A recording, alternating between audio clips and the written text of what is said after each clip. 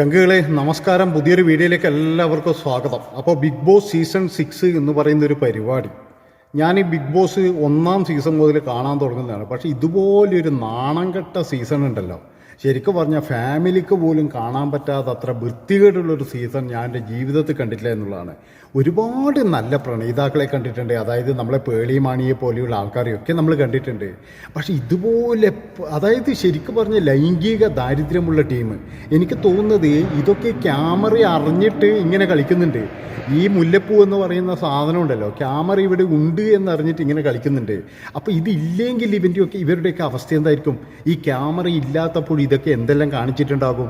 ഇതിൻ്റെ പഴയ കഥകൾ മറ്റൊരു മത്സരാർത്ഥി ഉണ്ടെന്നാ തോറയാ ഈ ഇങ്ങനെയുള്ള ഒരു സാധനം ഉണ്ടല്ലോ, അതും ടാങ്കോ തന്നെയാണെന്നാണ് പറയുന്നത്, അതും ഡിവോഴ്സാണ്.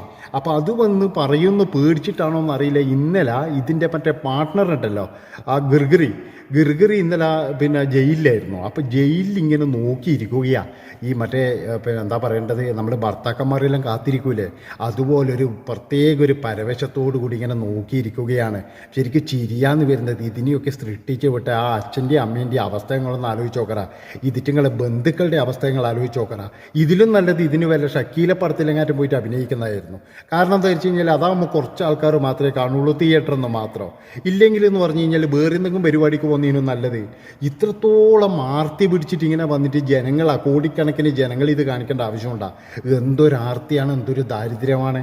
അതായത് ഇത്രയും ഭയങ്കരമായ ഒരുത്തനെ വേണം എന്നുള്ള ചിന്തയുണ്ടെങ്കിൽ പുറത്തില്ലേ? പുറത്ത് 3-4 കാമുകർ ഉണ്ട് എന്ന് പറയുന്നു. ഇപ്പോൾ ഓരോരോ കാമുകർ 4 കാമുകറായിട്ട് ഇപ്പം പുറത്ത് വന്നിട്ടുണ്ട്. ടോട്ടൽ 4 കാമുകന്മാരെ പരിപാടി എന്ന് വെച്ച് കഴിഞ്ഞാൽ ചെയ്യും വിടും, അതായിരിക്കും എന്ന് എനിക്ക് തോന്നുന്നത്. അത്രയും വൃത്തികെട്ടെന്ന് പറഞ്ഞു കഴിഞ്ഞാൽ ഞാൻ എൻ്റെ ഇത്രയും വർഷത്തെ, അതായത് ഞാൻ ഹിന്ദിയും മലയാളവും തെലുങ്കും തമിഴും എല്ലാ ബിഗ് ബോസും കണ്ടിട്ടുണ്ട്. പക്ഷേ ഇത്രത്തോളം ലൈംഗിക അരാജകത്വമുള്ള, ലൈംഗിക ദാരിദ്ര്യമുള്ളൊരു ബിഗ് ബോസ് സീസൺ 6 ആണ് ഞാൻ നോക്കുന്നത്. എന്താണെന്ന് വെച്ചാൽ 1ാമത്തേൽ 2ാമത്തെ 3ാമത്തെ 4, 5 ഇതൊന്നും ഒരു കുഴപ്പവുമില്ലായിരുന്നു. പക്ഷേ ഈ ഒരു സീസണിൽ മാത്രം ഈ ഒരു പെൺകുട്ടി, അതായത് 2 ടാങ്കോ ഗേൾ വന്നു കഴിഞ്ഞിട്ട് ഇപ്പോൾ ഈ ലൈംഗികതയെ പറ്റി മാത്രമാണ് ഇവർക്ക്. അതായത് കെട്ടിപ്പിടിക്കൽ, ഉമ്മ വെക്കൽ, അതുപോലെ തന്നെ കൈയിടൽ, കൈവിരൽ കടിക്കൽ, ചൊരണ്ടൽ, മാന്തൽ, ഇതൊക്കെയുള്ള പരിപാടിയാണ് ഇവിടെ നടന്നുകൊണ്ടിരിക്കുന്നത്. ഇത് കാണുമ്പോൾ നല്ല രസമാണ്. ഇത് നമ്മളൊക്കെ ഇത് രാത്രിയൊക്കെ കാണുമ്പോൾ നല്ല രസമാണ് കാണാൻ. ലൈവിലൊക്കെ എന്ന് പറഞ്ഞു കഴിഞ്ഞാൽ ബിഗ് ബോസ് നമ്മളെ ശരിക്കും ഹെൽപ്പ് ചെയ്യുന്നുണ്ട്. എന്താണെന്ന് വെച്ചാൽ ഇതിങ്ങനെ സൂം ചെയ്തിട്ട് വെക്കണമല്ലോ, അങ്ങനെ സൂം ചെയ്ത് വെച്ചിട്ട് നമ്മളെ ശരിക്കും ഹെൽപ്പ് ചെയ്യുന്നുണ്ട് ബിഗ് ബോസ്. എന്നാലും ഇതിൻ്റെ അച്ഛൻ്റെയും അമ്മേൻ്റെയും അവസ്ഥ, പക്ഷേ ഈ അച്ഛനും അമ്മക്കും ഇതൊന്നും പ്രശ്നമല്ല. എന്നാൽ കാരണം എന്നറിയാം, ഇതിനിടയ്ക്ക് മകളെ ന്യായീകരിക്കുന്നത് കൊണ്ട് ഒരു ചാനലിൽ വന്നിട്ട് ന്യായീകരിക്കുന്നു. അതായത് എന്ത് ഗതികേടാന്ന് അയാളിത് നോക്കണോ. അയാൾ ഒരുപാട് കടമുണ്ടാക്കിയിട്ട് ഈ പെണ്ണാവലും വീടിയത്. അപ്പോൾ ഈ പെൺകുട്ടി എങ്ങനെയാണ് കടം വീടിയിട്ടുണ്ടാവുമെന്ന് ഇപ്പം എല്ലാവർക്കും മനസ്സിലായിട്ടുണ്ട്. പിന്നെ ഇതിൻ്റെ അഹങ്കാരം എന്ന് പറഞ്ഞു കഴിഞ്ഞാൽ എമ്മാതിരി അഹങ്കാരമാണ് ഈ സാധനത്തിനെന്നറിയാം. ഇതിനെ കറുത്തവരെ പുച്ഛമാണ്, അതുപോലെ തന്നെ മറ്റ് വൃത്തി കുറഞ്ഞവരെ പുച്ഛം. ഇവളെ വിചാരം എന്ന് വെച്ചാൽ ഇവള് ഭയങ്കര ഭൂലോക സുന്ദരിയാണെന്നാണ്.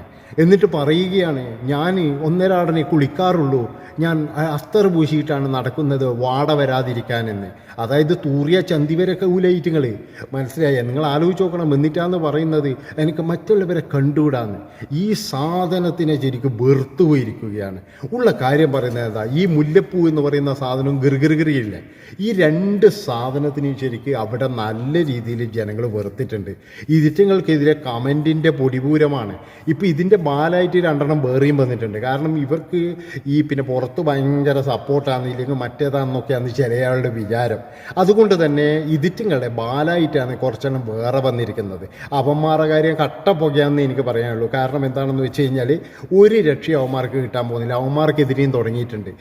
എന്താ വെച്ച് കഴിഞ്ഞാൽ ഇതിൻ്റെ ഏറ്റവും വലിയ പ്രശ്നം എന്ന് പറയും, ബിഗ് ബോസിന് എന്ന് പറഞ്ഞാൽ നല്ല രീതിയിലൊരു ഓഡിയൻസ് ഉണ്ട്, അതായത് എല്ലാവരും കാണുന്ന ഒരു ഇതുണ്ട്. പക്ഷേ ഇന്നത്തെ ഒരു സാഹചര്യത്തിൽ ബിഗ് ബോസ് ശരിക്കും നമുക്ക് സെൻട്രൽ ഹാളിൽ നിന്ന് പണ്ട് ഷക്കീല പിക്ചർ കാണുന്നില്ലേ, ഈ ഷക്കീല സിനിമ ഏപ്പടം കാണുന്നത് അതുപോലെയാണ് ഇന്ന് ബിഗ് ബോസ് കാണാൻ കഴിയുള്ളൂ. കുടുംബങ്ങളോട് കൂടിയിരുന്ന് കാണാൻ കഴിയാതത്ര ഗർഭം, ഛർദി, അതുപോലെ അവിഹിതം തന്നെയാണ് മെയിൻ. പിന്നെ മറ്റൊരു കാര്യം ഞാൻ പറയാം, ഇതിൻ്റെ അകത്ത് വന്ന പകുതി എണ്ണമെന്ന് പറഞ്ഞു കഴിഞ്ഞാൽ അവിഹിത ടീം തന്നെയാണ്, അല്ലാതെ മര്യാദക്കുള്ള ഡീസൻ്റായിട്ടുള്ളതൊന്നും ഇതിൻ്റെ അകത്ത് വരില്ല. അപ്പോൾ ഈ അവിഹിത ടീം എന്ന് പറഞ്ഞു കഴിഞ്ഞാൽ ഇതിറ്റുങ്ങളവന്ന് പുറത്ത് വിട്ടിട്ടുണ്ടെങ്കിൽ ഇറ്റുങ്ങൾ എവിടെയെങ്കിലും കയറിയിട്ട് ഒരു പരിപാടി എടുക്കുന്നു ഉറപ്പായിട്ട് ഞാൻ പറയുന്നു. അതായത് ആ ഒരു ചെന്നൈയിൽ നിന്ന് ആ സെറ്റിൽ നിന്ന് വിട്ട് കഴിഞ്ഞ് ഇവന്മാർ അടുത്ത 3 ദിവസം ഏതെങ്കിലും ഒരു ഹോട്ടൽ റൂമിലായിരിക്കും. ഇപ്പോൾ തന്നെ ട്രൈ ചെയ്തു ഒരുപാട്. അതായത് ഡ്രസ്സിങ് റൂമിൽ ട്രൈ ചെയ്തു, അതുപോലെ തന്നെ ബാത്റൂമിൽ കയറിയിട്ട് ട്രൈ ചെയ്തു. പക്ഷേങ്കിൽ മറ്റവന് കയറാൻ പറ്റുന്നില്ല. അതാണ് ഡ്രസ്സിങ് റൂമിൽ ഇരുന്നിട്ട് കുറച്ച് ആക്ടിംഗ് ഒക്കെ നടത്തി ഇവൻ പുറത്തിരുന്നിട്ട് ഒരു ചാൻസ് കിട്ടുമോ നോക്കി. അങ്ങനെ കുറേ കഴിയുമ്പോഴേക്ക് ബിഗ് ബോസിന് ഇത് മനസ്സിലായി ഇതുള്ളിൽ കയറേണ്ട പരിപാടിയാണെന്ന്. കാരണം എന്താ വെച്ച് കഴിഞ്ഞാൽ ഇവൻ അതും നടത്തും, ഇതിനപ്പുറം നടത്തും. ഈ പുള്ളി ഇവനുണ്ടല്ലേ ഗിർഗിരിഗിരി, ഈ ഗിർഗിരിക്ക് എന്ന് പറഞ്ഞു കഴിഞ്ഞാൽ നല്ലോണം അങ്ങ് ആയിട്ടാണ് ഉള്ളത്. ഓൻ ഇതുവരെ പെണ്ണുങ്ങളെ കണ്ടിട്ടില്ല. കാരണം ഓന് നല്ല സുഖമാണ്, ഓൻ നല്ല രീതിയിൽ മുതലാക്കുന്നുണ്ട്. അതാണ് ഏറ്റവും വലിയ രസമാടുന്നത്. മനസ്സിലായി. ഈ പെൺകുട്ടിയാണ് ഇന്നങ്ങ് കൊടുക്കുമായിരുന്നു.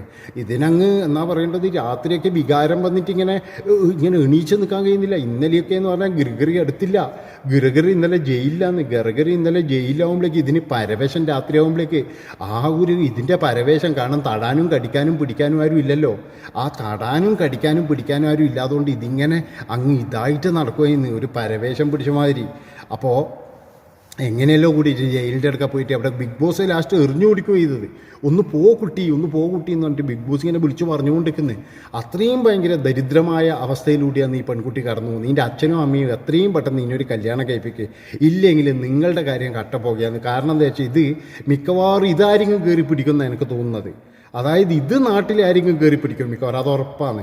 സാധാരണ എന്ന് പറഞ്ഞു കഴിഞ്ഞാൽ ഈ പിന്നെ ആമ്പിള്ളറ് പെമ്പിള്ളറെ കയറി പിടിക്കലെന്ന് പറയുന്നേക്കലുണ്ട്.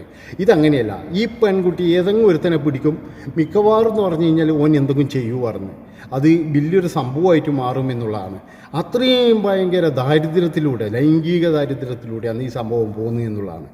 എന്തൊരു അവസ്ഥയാണ് നിങ്ങളൊന്ന് ആലോചിച്ച് നോക്കണം. ഇങ്ങനെയുണ്ടോ? ഇങ്ങനെയും മനുഷ്യന്മാർ നാറാൻ വേണ്ടി നിൽക്കുമോ?